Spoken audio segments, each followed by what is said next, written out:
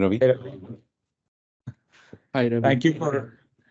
Thank you for joining us, Ravi. I wanted to introduce folks on the bridge. I have Beatrice. She is one of the research analysts that specializes in automotive industry from S&P Global. I think she spent her whole career in automotive supply chains and automotive software and ADAS. So she is sort of the moderator for this forum. I have Arun. He's our director of marketing and partner alliances. You know me. I am the president at InnoMinds. Beatrice and Arun, Ravi is a VP of automotive engineering. He heads up a lot of the platform software that gets on the ADAS and IVI systems. Has been in the automotive group and the BU for maybe 6-7 years. A lot of his early sort of career was in mobile software, and then he moved into the automotive BU a few years ago. So a lot of the hypervisors and the board support packages and Android Auto and all of the features that a lot of the newer IVI systems are getting, in current generation vehicles, and also for the next generation, he's been working on them. And then Vijay works in our marketing team alongside Arun. So that's Yahya. I think he works with Beatrice. He's in Buenos Aires, I think Argentina, joining the call this afternoon. So that's a quick introduction. Beatrice, you want to kick it off and talk about?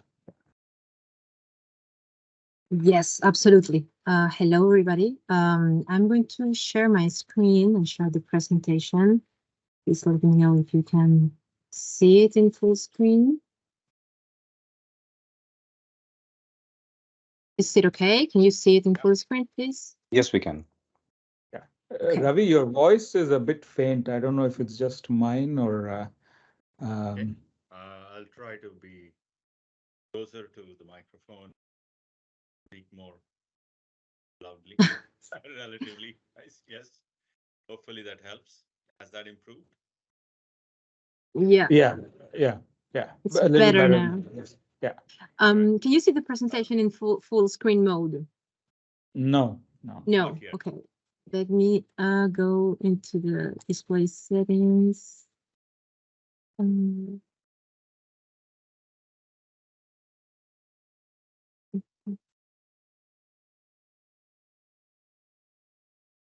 It's not in presentation mode. Let me just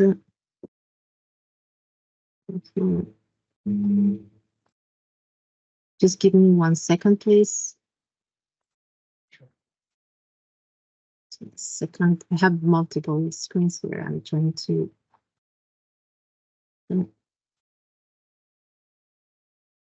Okay, so maybe while I'm setting this up, I'm going to present the edge to cloud infrastructure for ADAS and autonomy, which is quite a strategic topic, specifically on the infrastructure side.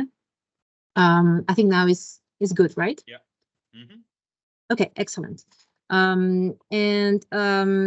It refers to the digital architecture that integrates computing capabilities at the edge and the cloud for autonomous vehicles and ADAS systems. So I'm Beatrice, and I'm a principal analyst for the Internet of Things automotive channel here at 451 Research at S&P Global Market Intelligence. And let's kick it off with the opportunity of the digital infrastructure in automotive. So it's there's no doubt that autonomous vehicles and ADAS are the biggest opportunity to realize what we call the data center on wheels. The AVs and ADAS equipped cars with the sensors, radars, lidars, capture a lot of data, vast amount of data, and this data needs to be computed in different workload venues. So each step of the AV journey introduce an exponential amount of data, as we can see here in the slide. Only the level 2+ test programs can last a year and include 2 terabyte data per day, which will increase over the SIA levels increase. There's a correlation between these two. And of course, this simulation and testing requires rigorous process, which includes software development and AI and machine learning training, and even real world testing, because this is, we need to reach the zero fatality, right? Very important.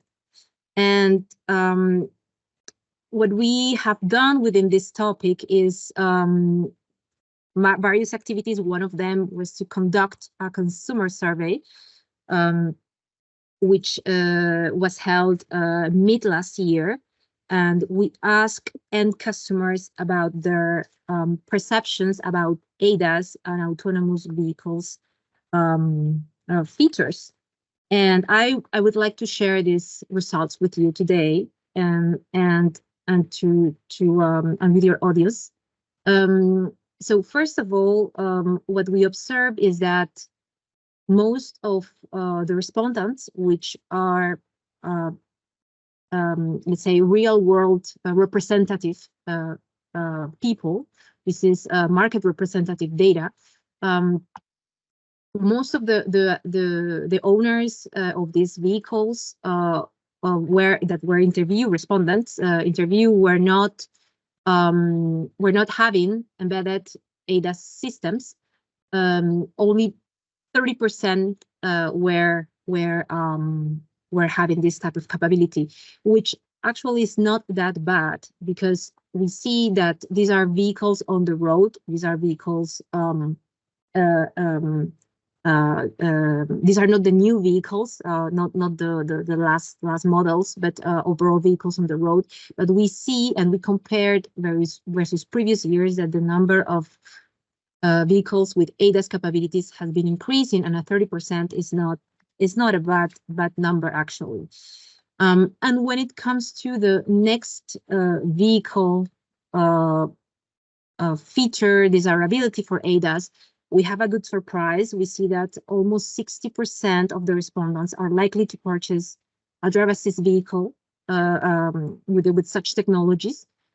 So overall, there is a good, let's say, customer acceptance of the ADAS features.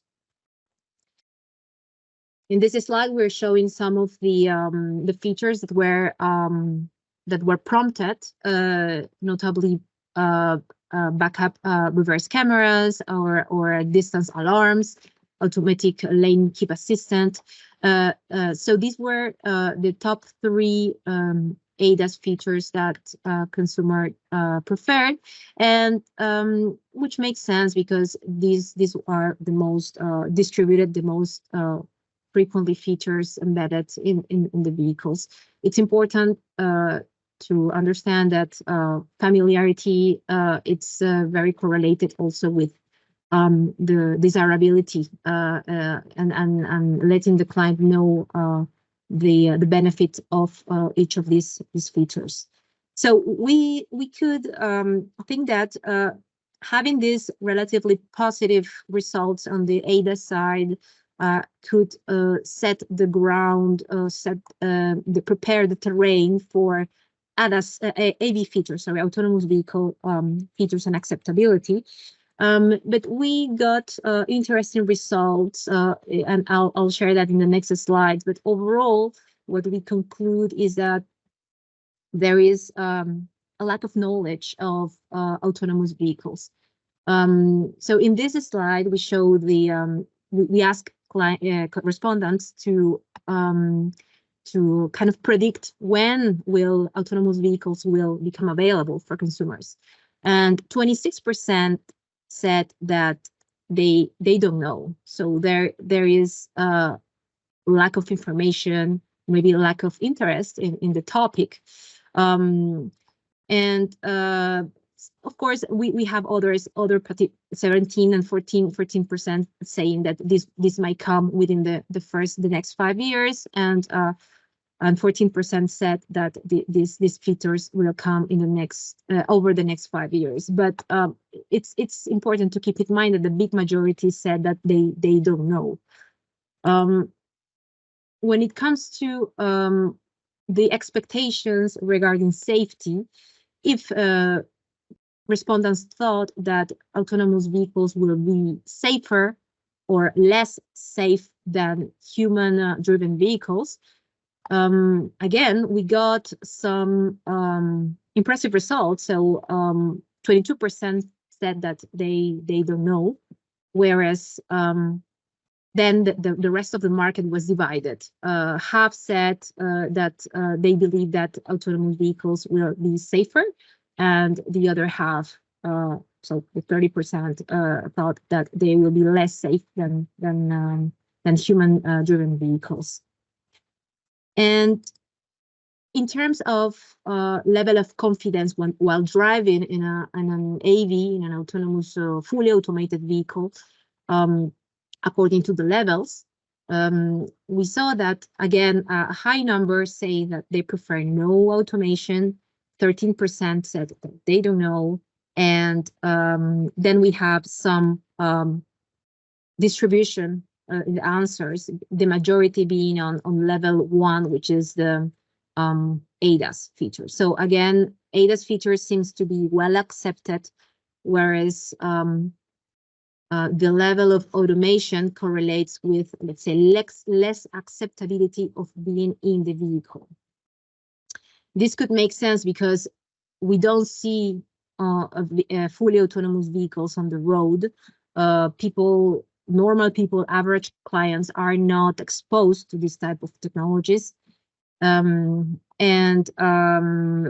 Latest shows, for example, the Consumer Electronics Show at Las Vegas showcase only commercial ready L3 autonomous vehicle.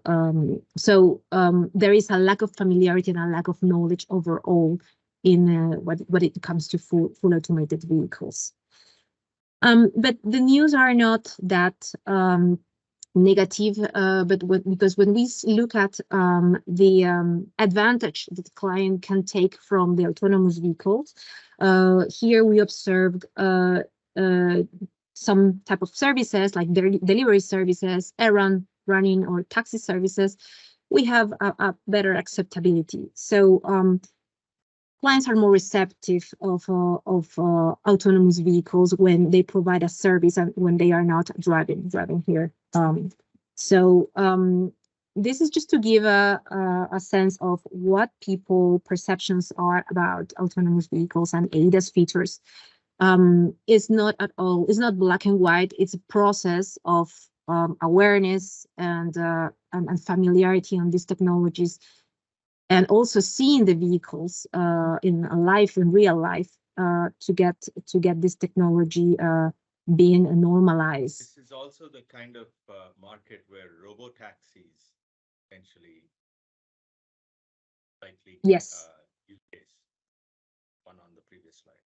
Exactly. Yeah, this is the robotaxi example, which will be positioned in the category as mobility as a service.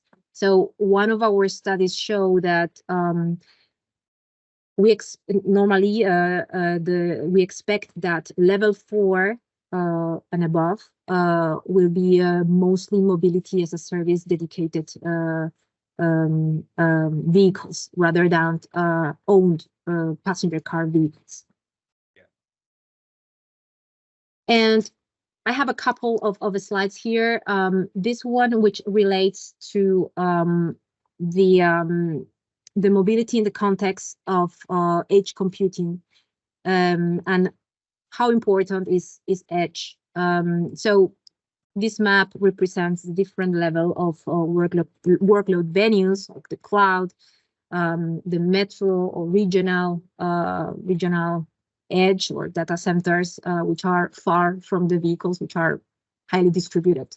And then we come closer to the vehicles within the what we call the near edge, the micro edge, and of course the vehicle edge processing, where normally safety, critical safety features are processed now due to the need of the low latency.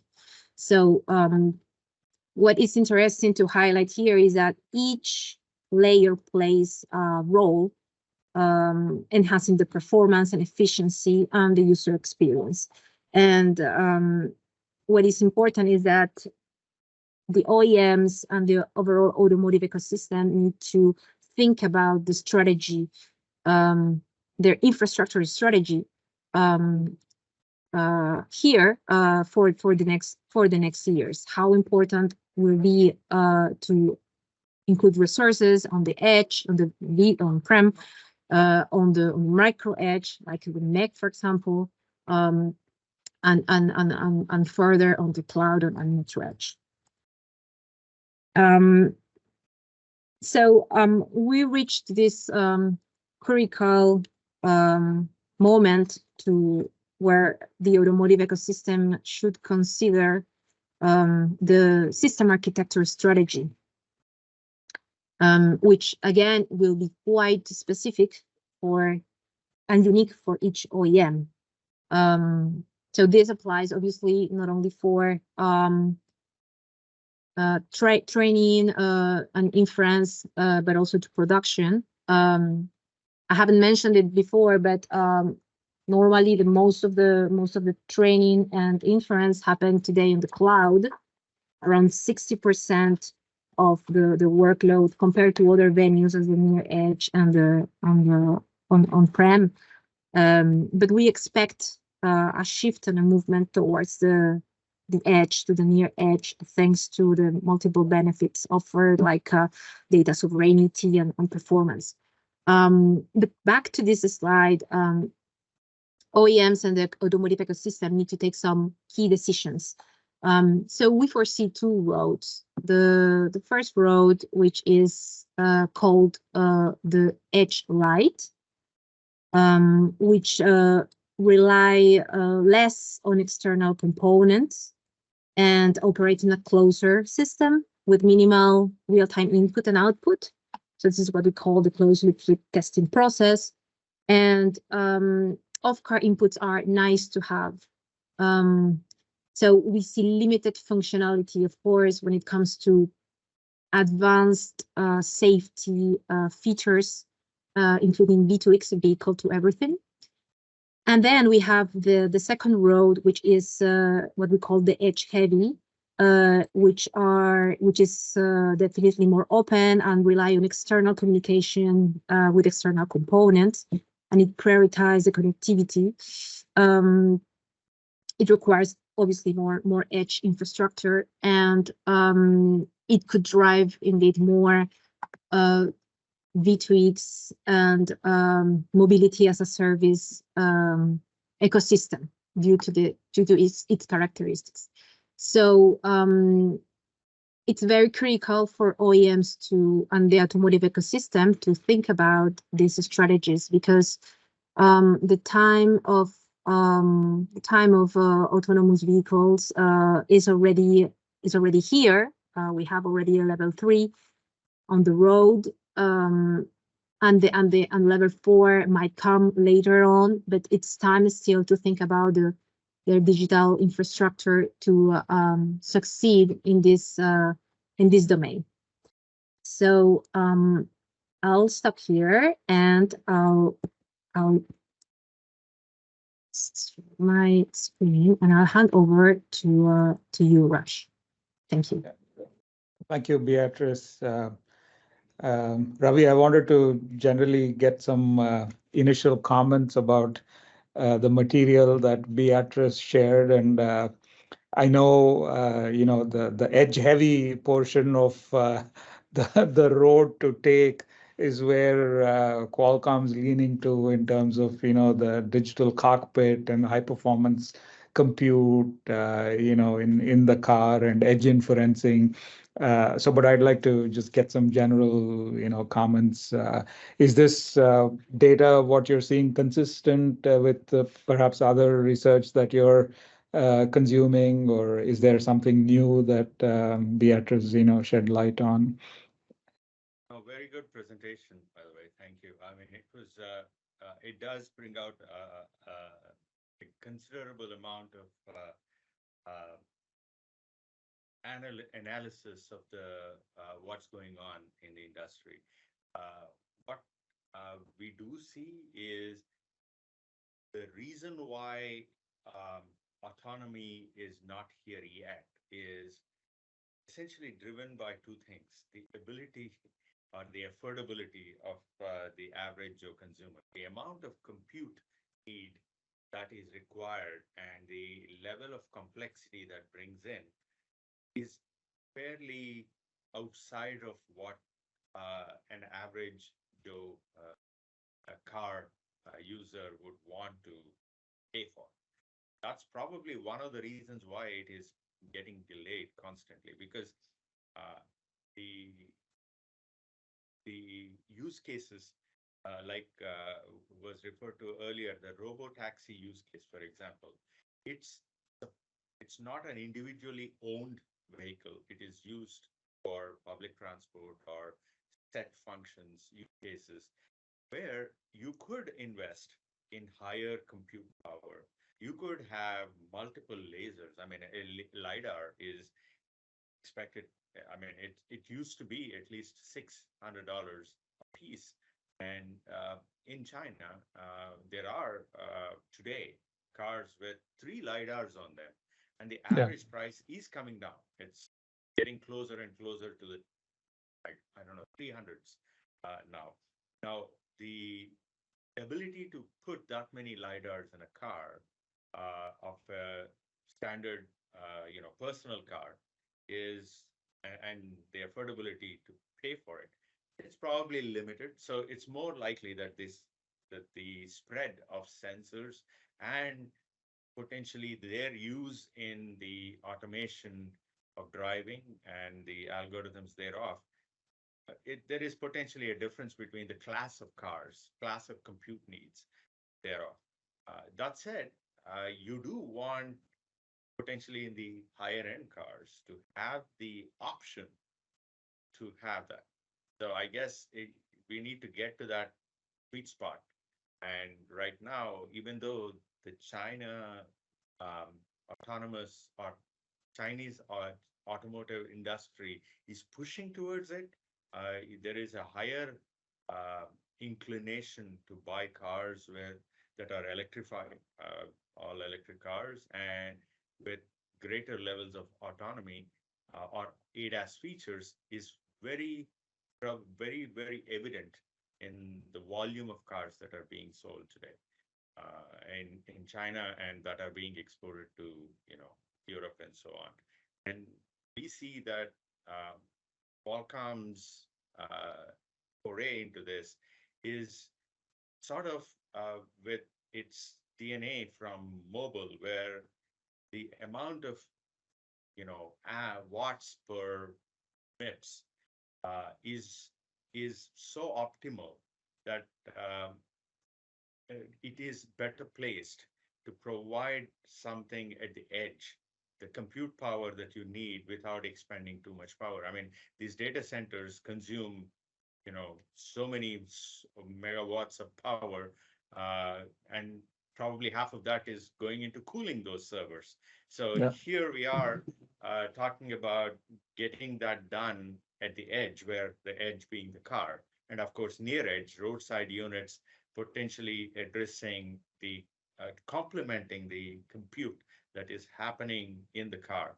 And if you look at the amount of investment that's going into the car today, um, the offerings that constitute what Qualcomm calls is the digital chassis encompass the following. Let's say from telematics, you're talking about wide area connectivity. Then you have CV2X. CV2X being not just for uh, communication uh, and the value-added services thereof, but also CV2X as a sensor. It could uh, provide input into the algorithms as one of the sensors into AD. That's one area for sure. And then you also have connectivity of the kind Wi-Fi, Bluetooth, and power line connectivity. When you plug in your car for charging, Qualcomm has products there as well. And then you come into the infotainment, where obviously not just the infotainment screen, but also the rear seat entertainment, the instrument cluster, all the various real estate that can be used as hi-fi, displays.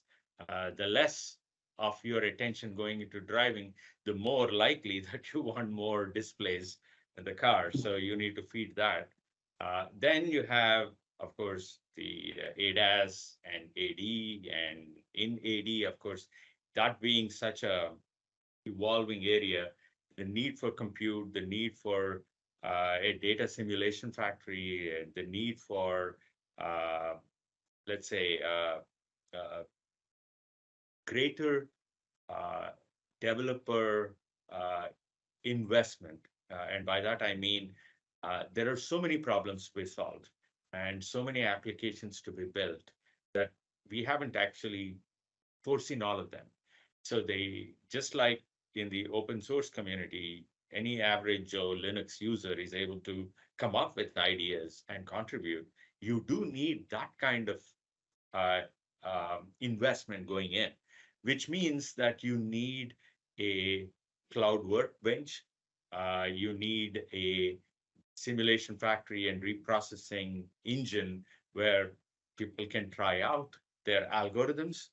And not everyone has the wherewithal to take a car and put it through hundreds of millions of miles of actual road information. You could potentially do it with tools where you are overlaying road conditions, signals, situations on some existing road data to potentially create new possibilities that could challenge your algorithms. I mean, the compute need, for example, OEMs are now putting in systems in the car where they may not advertise it as an autonomous car, but they are constantly making the decisions based on where the car is and what it is doing and comparing it to what the actual driver of the car is doing. So if they generally the decisions match, great, they think they have a great algorithm.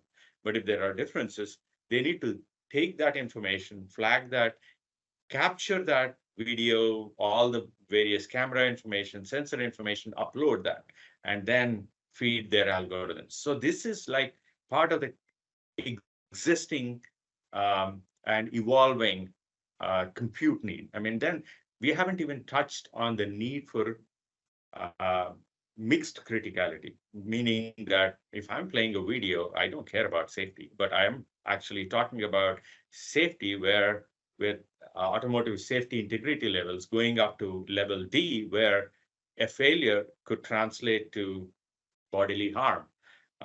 So if we are talking about mixed criticality systems, because you are now talking about more or less all the same compute resources addressing complex needs of both the infotainment kind as well as the safety kind, all at the same time.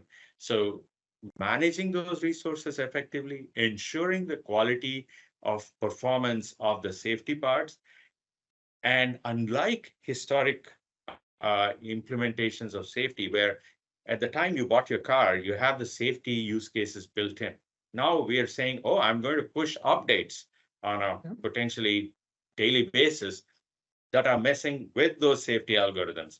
Talk about the level of risk you're potentially taking on as people update those or car companies update those algorithms, which directly impact safety use cases, are messing with safety algorithms.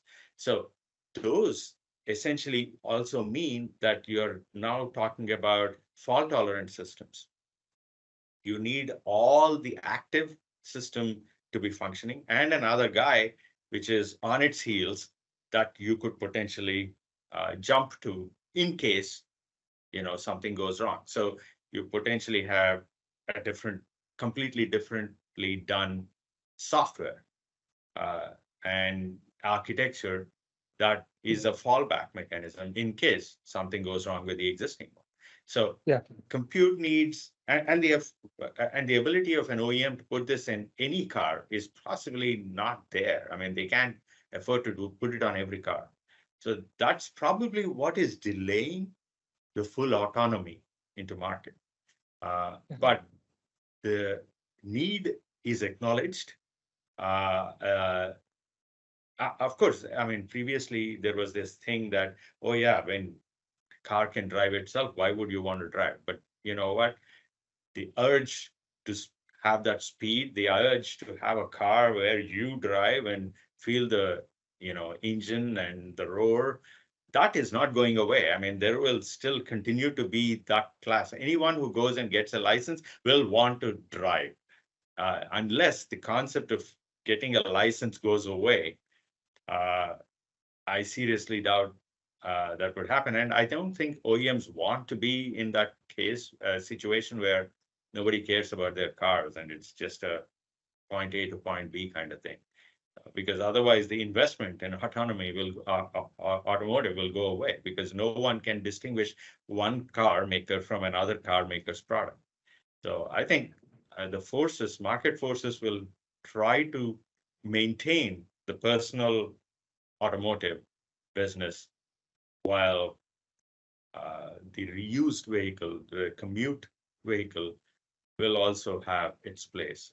But more likely than not, I think from autonomy, the biggest, first, most common use case in my mind would be the robotaxi. Yeah. Ravi, just pivoting to a different sort of question. Um, Beatrice talked about like the edge, and then the micro edge, and then sort of the middleware, and then the hyperscalers, right? The real cloud.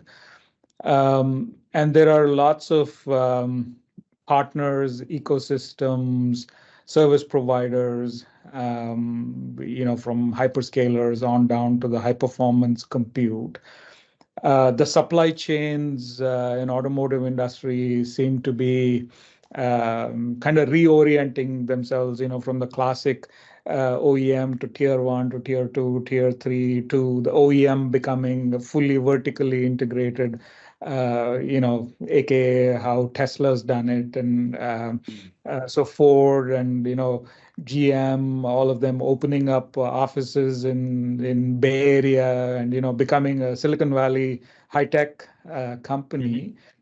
Um, how are you seeing this ecosystem? Is that catching up with the high performance compute closely, or is there a gap? And are there opportunities for service providers like InnoMinds to be able to bridge a specific gap, either at the micro edge or in the macro, in the hyperscaler universe? Because this whole software-defined vehicle car is a hardware platform, but that's everything's instrumented from the cloud, and so it's a CI/CD and DevOps and A/B partitioning, just like we treat a mobile, right? I mean, mobiles, much like that, cars are going to be in that same way. How should we look to serve Qualcomm? The one thing we keep seeing in the press and in the public forums is the $20 billion or maybe $30 billion backlog that Qualcomm has. and that needs to be converted into an order book and revenue. How does a service provider help accelerate some of this? Are there some recommendations and suggestions that you can give us, to Absolutely. help? Yeah, yeah, Absolutely. I mean, I think, see, one thing I didn't talk about is connected services. The It used to be a grand event that I used to buy the car or walk, drive away, and that's the end of my relationship with the OEM. Now those days are gone. I mean, the OEM is invested in the end car user. You have to have an app from the OEM to even open the car door. So, and they are expecting to continuously maintain that relationship, upgrades, security upgrades, applications, new features, functions, and services that they want to continue to offer to as value-added functions that the end user is compelled to subscribe to. The expectations of post-sale revenues from every OEM is in the orders by 2030. Stellantis, for example, expects up to $30 billion of revenues in that arena. So those are areas where you need companies with the varied expertise and know-how of having worked on and having gained the insights that are not wedded to any one solution or system. And by that, I mean, name my own company, Qualcomm. You need to have the expertise of not just on Snapdragon, but also on Google Cloud, AWS, Azure, because you want to be agnostic to the cloud you interface with and offer services to build systems that you could potentially straddle multiple clouds and just like multiple networks we have done as connectivity evolved. The point you were making about near edge and far edge, right? Near edge pipes are actually far fatter than and of course far edge you could have landline, standard wired connectivity, but near edge you could have millimeter waves and much higher bandwidths to pump data and the value of having the near edge is that you're able to potentially localize, the function, localize uh, more. I mean, it's a more smarter way of managing it, right? I mean, lower delays, smarter networks, lower congestion, um, potentially more secure, personally identifiable information. If I do not let it leave my car, my edge, I feel more secure. And come LLMs, the amount of AI-driven use cases, uh, the competence from companies which have good, solid history of creating value addition in AI and compute, for example, that would be huge. I mean, the number of applications that can use LLMs near edge, where my information is used for my benefit, I'd rather not have that compute happen in the cloud. So yeah. creating such applications and bringing them to fore, offering those services as systems evolve, as use cases evolve, as the user profiles evolve, is where there is a gold mine, really. Um, and of course, there is apart from just having uh, um, a business opportunity in terms of the development community, you need a lot more ease of use. So a developer first mindset would need to evolve, where there needs to be a development environment offline, where I don't average Joe developer doesn't need to go buy a ton of hardware to do development.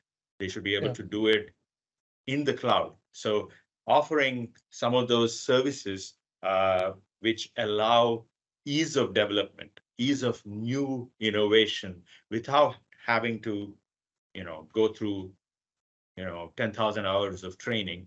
That is what uh, is a value addition because minds, by virtue of its existence in the industry and not being beholden to any one technology or company, have that breadth that can bring in a developer into the mix much more easily and support that ecosystem and create such a ecosystem to be a lot more diverse as well as adaptive as the needs change. Uh, I mean, you have talked about having expertise in GT creation. Such activities are not only to one OEM or one software or ADS algorithm provider. That's basically universal, and this is a evolving problem. And the number of millions of miles of roads, billions of miles of roads is just never ending. So such information, such competence is huge for everyone, and nobody can afford to essentially assume that all this can be done instantaneously, and this has to continue to evolve, meaning that the know-how needs to keep coming in. So as part of this services that I was talking about, mapping, uh, crowdsourced mapping. That's again one of those products that, along with our stack that we offer, those are again you cannot say I have the information that I need and I'm golden because it keeps changing.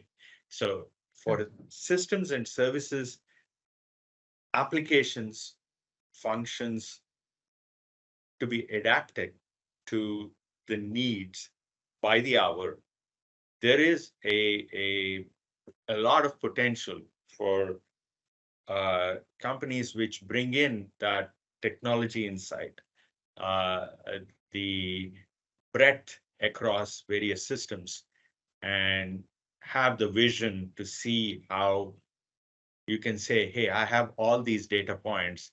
I can predict the future much more given the access to this information and the insights from having been a close partner for many, top end technology companies. Yeah. Ravi, this concept of observability that we're seeing in the enterprise and the ISV ecosystem, right? Which is any signal, any telemetry about how an application is faring, whether the resources that it's requesting, are available, whether it can burst up, whether elasticity, compute or memory or storage. There's so many signals that you're getting and open telemetry, and coming in. Are you seeing an observability cloud for automotive? Is that an area that benefits Qualcomm and its OEM ecosystem? And are you seeing any of the hyperscalers building like an observability platform for software-defined vehicles? So let's say an OEM like Ford has several million cars that have HPC. They're connected, via 5G or some WAN connectivity. And a lot of the ECUs, there are 60, 70 ECUs, there's the TCU, there's the digital chassis, and any signals that are coming in that can be ingested and that can be shown, visualized, and provide some analytics to an operator like Ford. Are you, like Qualcomm, providing the telemetry, and is there an opportunity to build something like that? See, as a service provider, we want to scale maybe not the linear way of adding more and more people under a services contract, but if there was an opportunity to create a non-linear sort of growth opportunity for a smaller, partner like Innomines. Are you seeing any opportunities there in observability? And maybe even Beatrice, you may have some, research into whether observability is something in the automotive cloud that you're seeing. And I'd love to hear both of you, Ravi and Beatrice, on some My, thoughts my there. first reaction, as you were asking, was as there is more and more autonomy being brought into the car, the occupants of the cars themselves are asking to see how the car is doing, how the traffic is, what how what are the sensors that they are depending on, what to expect in terms of their own car, their own car's ability to maneuver through situations, and to know what is ahead on on where they are being navigated to. And I think when you say observability, I guess you are looking at like a network center where the OEM can potentially say, hey, where are all my cars in this neighborhood? How are they doing? And which ECUs are performing to spec, which ones are not, Yeah, and is there like diagnostic data yeah, to analyze. pre Correct. pre recall, right? Like many a times OEMs, I think they do know that there's a recall coming up because they're providing a lot of the data. Yeah, But if there's an a priori way of actually trying to predict that there's a recall coming, on the brake system or on the transmission absolutely, ECU. absolutely. Yeah, it's exactly that. That is actually, we already have a product. We launched in Korea, Drameus, where they are doing diagnostic data collections, and we have this relationship with companies like Salesforce, who are building products which are essentially to add value, not just from the user of the car, but the entire ecosystem, from the dealer, the OEM, and the and potentially services of the car. I mean, repair services, things like that, to foresee the need for something on the car to be fixed before it actually breaks down. And having the hooks to say, hey, when I bought my car, I needed so much compute. Yeah. As I have downloaded more and more applications, or my algorithms have evolved, or where I drive, I mean, I'm probably in Paris and instead of in San Diego, and suddenly I'm driving around Champs-Élysées, and my needs are higher. I need more compute power. So, Yeah. how do I unlock that? So there are services to detect the need for such things, and offering ways to upgrade, to unlock potentially a 2 gigahertz CPU that you have today. You could have a license downloaded so that you can start running it at 3 gigahertz. Such things are also built in to the system today. Yeah. Go ahead, Beatrice. Yeah, hi, yes. Well, I have a question. Well, you mentioned this the predictive maintenance, and earlier we talked about uh, artificial intelligence, and I would like to get your perspective on how generative AI is impacting ADAS and autonomous vehicles in the market. That's a that could take hours. Yeah, It's but a as loaded such, question. yeah, no, but the one thing though is what it has done is CNN used to take a ton of uh, compute power. Once you have moved into transformers, the the expectation of compute power, while it's still there, it has shifted. It is more optimal. I mean, you're not requiring the same kind of compute to make some decisions that you are able to make now, that compared to what it used to be. So things have changed. The kind of compute also is changing, but just pure basic raw MIPS need is changing. I mean, CNN is not exactly the ideal choice. So the with LLM and this, it's more or less the same kind of network models that you need to address these use cases. So as such,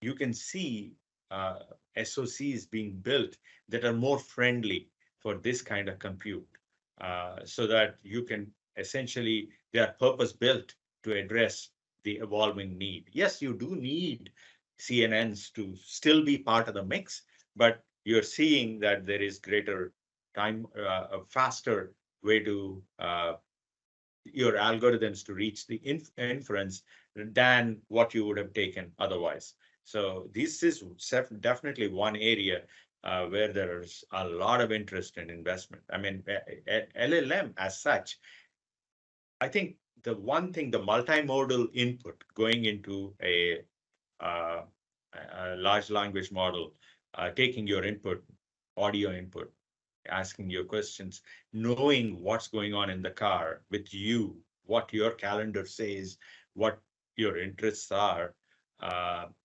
and then potentially in taking that information to help you. That, again, I was talking about PII, I mean, personally identifiable information. I do not want it to leave my car. I want it to be where I am. So having that compute at the edge is certainly is far more appealing.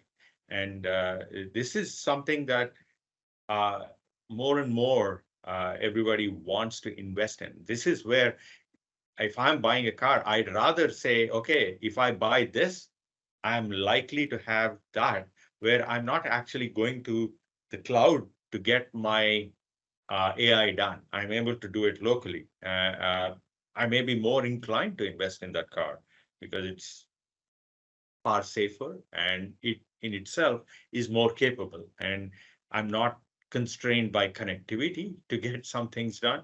It's more here and prevalent rather than something that has higher delays, things like that. So yeah, I mean, I think it's a that the possibilities of applications is just Yeah. incredibly huge. Uh, I mean, one of the demos that Qualcomm did at CES was essentially about, in fact, the headline said idiot lights. You know how the telltale signs you have in your instrument cluster, which are talking about, I don't know, brake light or your Yeah. low on oil or Check gas or engine. things like that.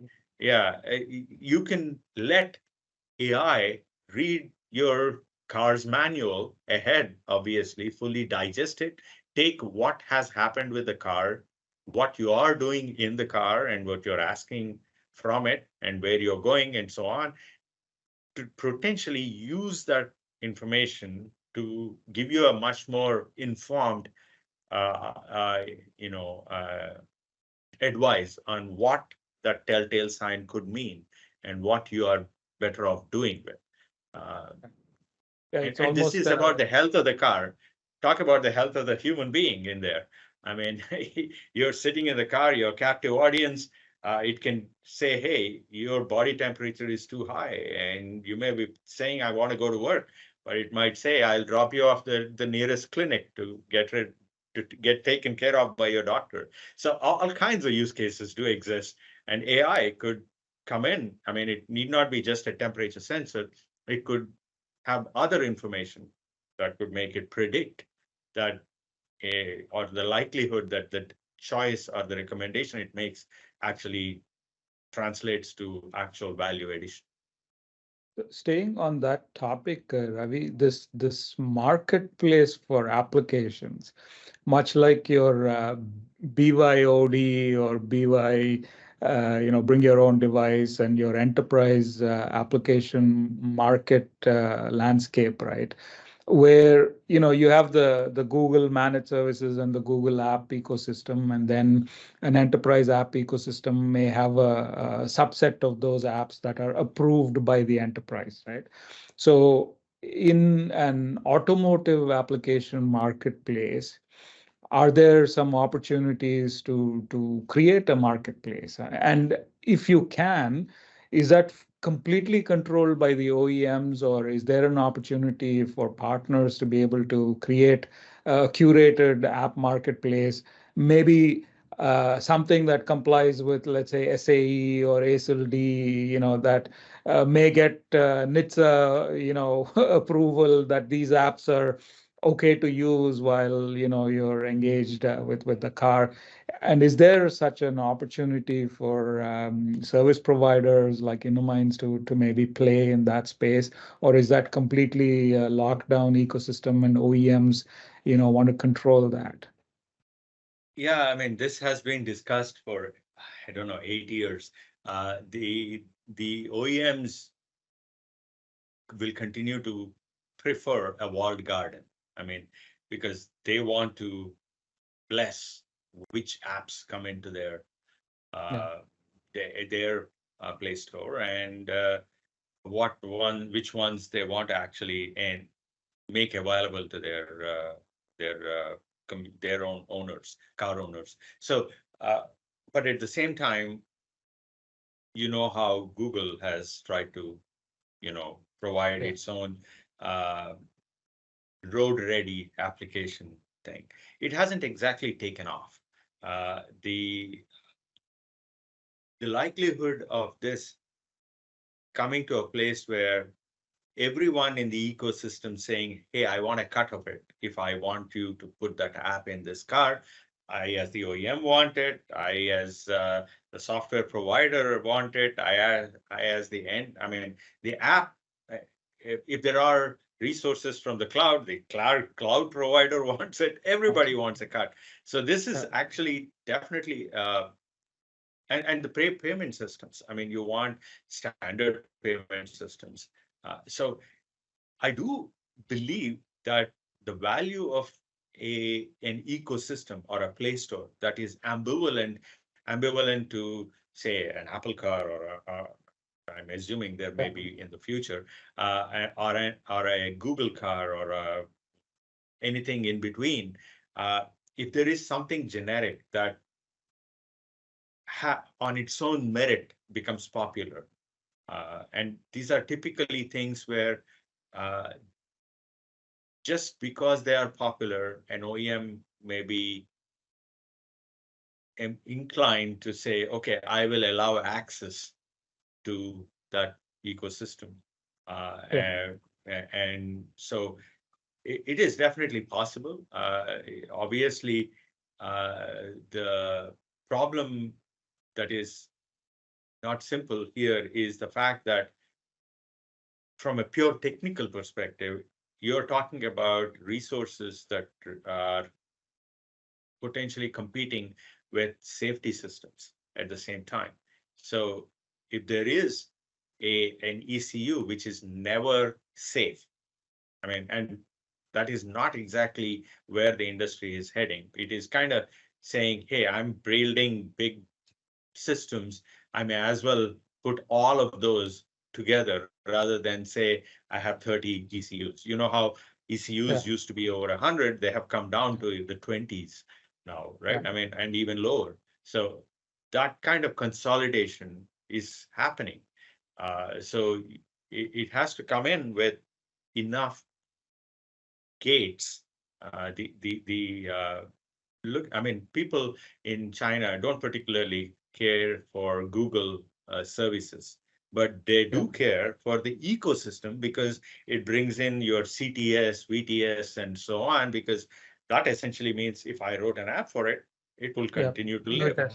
So that is what they're paying for. They are using that part. Of course, Google is may not. make money from it, but as an ecosystem, it continues to thrive and get leveraged, even if they are potentially repackaging it as another OS. So Yeah. they Yeah. do. I mean, existing prevalent ecosystems can be used to expand offerings. I do expect that to happen, but there is definitely reluctance from OEMs because they want something that they think is their own. Uh, Yeah. they don't want to be Oops. commoditized. Yeah. Switching gears and final question, Ravi, I want to be respectful of time. This JP Morgan Chase banking partnership that was announced Yeah, to basically authenticate maybe transactions and act as a payment payment system. gateway. Yeah, Now, I would imagine that there are lots of things that service providers can do to bring, a Citibank or a Mastercard or a Visa or even Google Pay or RuPay or Paytm or there's such a vast variety of financial transaction systems that potentially people can engage with.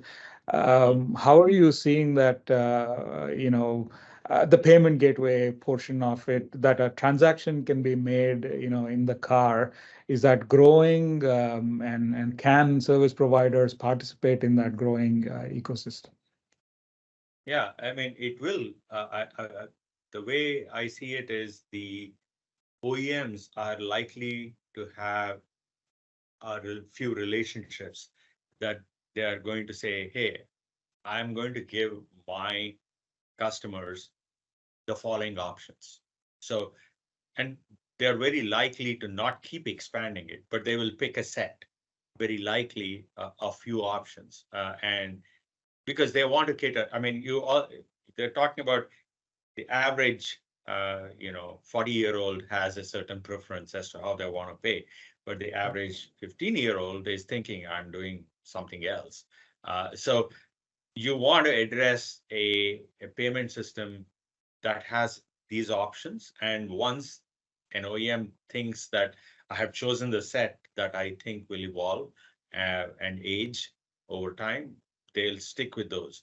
Of course, if systems change and suddenly you have to enable, VPay in North America, you will add those too. But that's the kind of thing. Yeah, you do expect you need to have a market presence for a payment system to be recognized and accepted by the average Joe customer because they are giving their personally identifiable information there. Yeah. So that's where the bottom line is. If the OEM endorses and says, I have a relationship with them, you are very likely to say, hey, I'm buying their car. I'll trust that system. Yeah. Yeah. Yeah, I can quite, foresee an Audi or a BMW having their own credit cards, issued and maybe, Yeah, run it through their own, just like they're extending financing, yeah, to buy the car.